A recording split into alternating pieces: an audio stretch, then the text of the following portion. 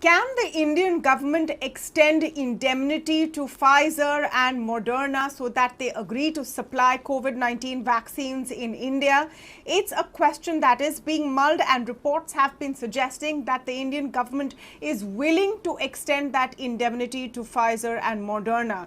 Well, they will have to make a tough decision if they do that, because ET now has exclusively learned from official sources in Serum Institute of India that the largest vaccine maker in the world and the one that's supplying the maximum of vaccines for COVID-19 in India right now will be demanding a level playing field. In fact, sources tell us that if indemnity is extended to Pfizer, Moderna and others, then it should be extended to Indian vaccine manufacturers as well.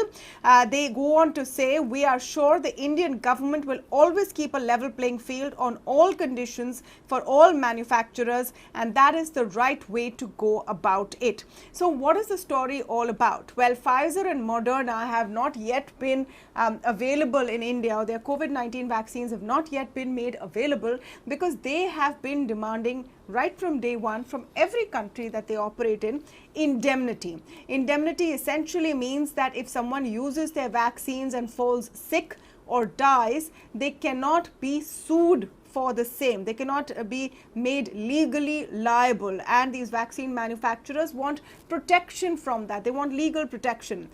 This same request was made by Serum Institute of India and Bharat Biotech as well from the government of India, and it has been refused. It was refused to Pfizer and Moderna as well. There are now reports that the Indian government may be reconsidering and may extend this indemnity to Pfizer and Moderna. Cipla has reportedly asked for this indemnity on behalf of Moderna. Pfizer has made it a standard demand in every country that they have operated in.